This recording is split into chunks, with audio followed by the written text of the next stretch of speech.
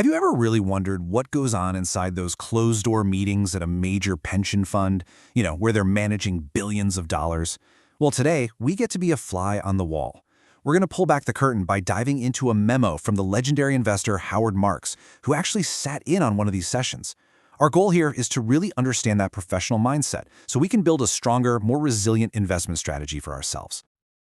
Most of us, we get totally caught up in trying to pick the next hot stock, right? But for the pros, that's not even close to their starting point. The real work, the important work, happens way before they ever buy a single share.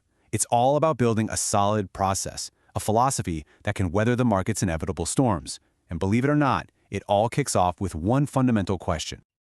So, this is where it all comes from. Howard Marks gets this incredibly rare, inside look at how a state pension fund board thinks, with their top consultants guiding the way.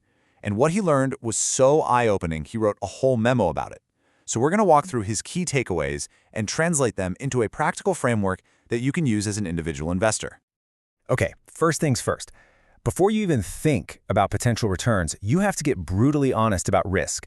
And the pros, they think about this in a much more sophisticated way than just, oh, I'm a conservative investor or I'm aggressive. They use this really simple but really powerful two-part framework that we're about to unpack. The first piece of the puzzle is your ability to bear risk. Think of this as the objective, unemotional side of things. It's the hard numbers. How stable is your job? How much do you have saved up? Do you have a ton of debt? This is all about your financial firepower, your capacity to take a hit without it completely derailing your life. It's just the math. Now, the second part is your willingness to bear risk. And this is all about your psychology, your gut. How would you actually feel if your portfolio suddenly dropped 30%? Would you totally panic and sell everything, or could you actually sleep at night? This is your emotional tolerance, and let me tell you, it is every bit as important as your financial situation. So just take a second and think about those two ideas, your financial ability and your psychological willingness. Where do you land? Because the spot where those two things intersect, well, that defines your ideal investment strategy. Let's take a look at the 4 investor profiles that come out of this. This matrix is just fascinating. If you have a high ability to take risk and a high willingness to do it, you're in the capitalizing box. You can and you want to go for those higher returns. High ability but low willingness, you're defensive. You can afford risk, but you're choosing to be more conservative. Totally fine. Low ability and low willingness, that's protective, which makes perfect sense. But here is the real danger zone. Low ability but a high willingness to take risks. The pros call this naive because you're taking chances you just can't afford to lose on. The most important thing here is to be honest about which box you're really in. And this slide, this really gets to the core of the professional mindset. Everyone in that meeting agreed. You have to take on risk. It's necessary. You can't get returns without it. They also said they'd much rather feel bad about missing a big rally than get absolutely crushed in a collapse. And this last one is critical. They understood that if your portfolio is truly diversified, something in it should always be lagging behind. That's actually the sign that your diversification is working. Okay, so once you've figured out your risk profile, the very next step is to define your goal. What does winning even look like? For most of us, the immediate answer is beat the market, right? But as we're about to see, the pros have a totally different and, frankly, much smarter set of priorities. Just look at this list. Number 1, the most important thing is getting the overall asset allocation right, that mix of stocks, bonds, and everything else. But look what's dead last. Number 5, outperforming peers. Beating the S&P 500 or what your buddy is doing, that is their lowest priority. This right here is a massive mental shift for most of us. And this slide shows us why. The pros focus on absolute success, not relative success. For that pension fund, the only question that truly matters is, will we have enough money to pay the benefits we promised? That's it. For you, the question is, will my portfolio pay for my retirement, my kids' college, my actual life goals? Who cares if you beat the market by a couple of % this year if you ultimately fail to meet your own goals? I mean, this quote just says it all, doesn't it? If you can't retire when you plan to, it doesn't make you feel any better that your neighbor's portfolio is down too.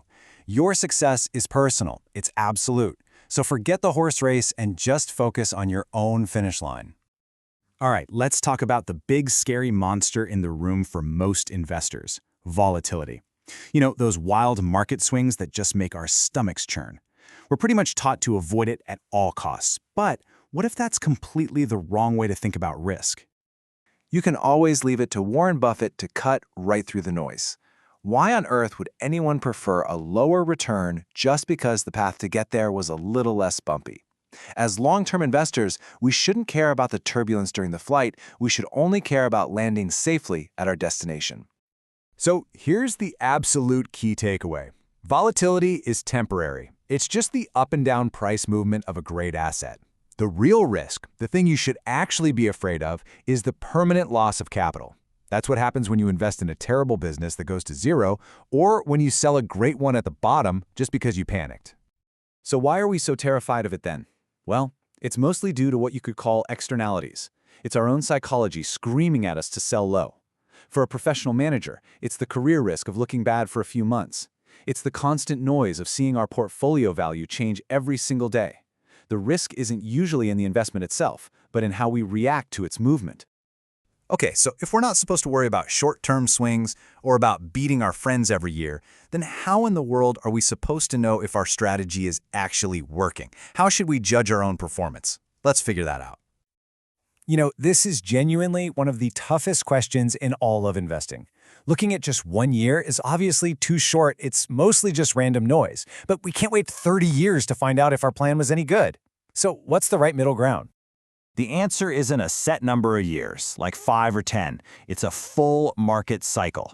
And that just means a period of time that's long enough to see how your strategy does when times are great and everybody feels like a genius, but also how it holds up when things get really ugly and markets are crashing.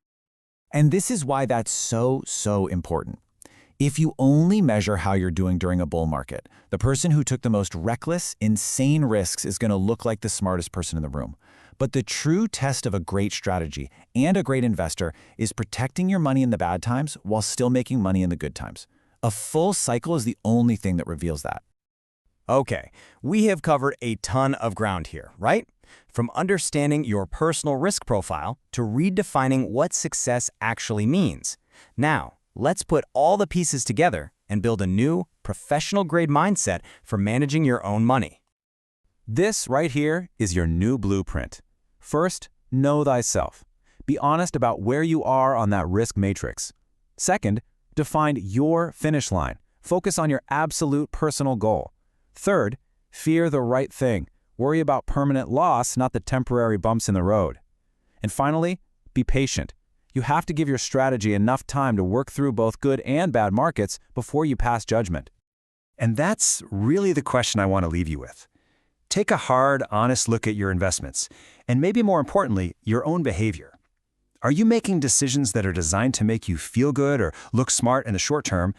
Or are you building a truly resilient portfolio, one that's grounded in these professional principles and actually designed to meet your goals over the long haul? Because the answer to that question makes all the difference in the world.